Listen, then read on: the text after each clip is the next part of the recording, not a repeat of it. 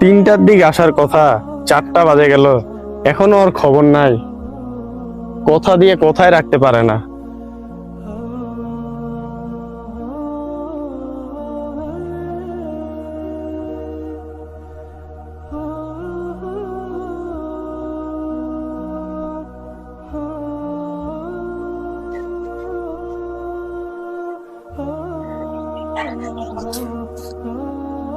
কিরে আসলি?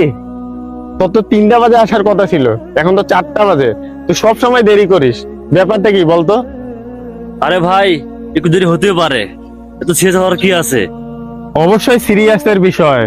সময় মতো কথা না রাখা মানে ওয়াদা খেলাফ করা। ইসলামে ওয়াদা পূরণ করা বাধ্যতামূলক। ও কারণে অন্যের মূল্যবান সময় নষ্ট করাও বান্দার হকের লঙ্ঘন। আমি দুঃখিত ভাই, আমি ভাবিনি তার সময় নষ্ট করাও ক্ষতি করা সামিল। এরপর থেকে সময় মেনে চলবো। ইনশাল্লাহ আমিও চাই তুই সময় মেনে চল, কারো মূল্যবান সময় কখনো নষ্ট করবি না। চল তাহলে। কথা দিলে তা রক্ষা করুন, অন্যের সময়ের মূল্য দিন। ওয়াদা রক্ষা করা একজন খাঁটি মুমিনের পরিচয়।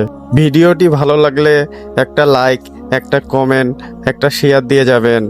সবাই ভালো থাকবেন, সুস্থ থাকবেন। দেখা হবে পরবর্তী ভিডিওতে। ধন্যবাদ।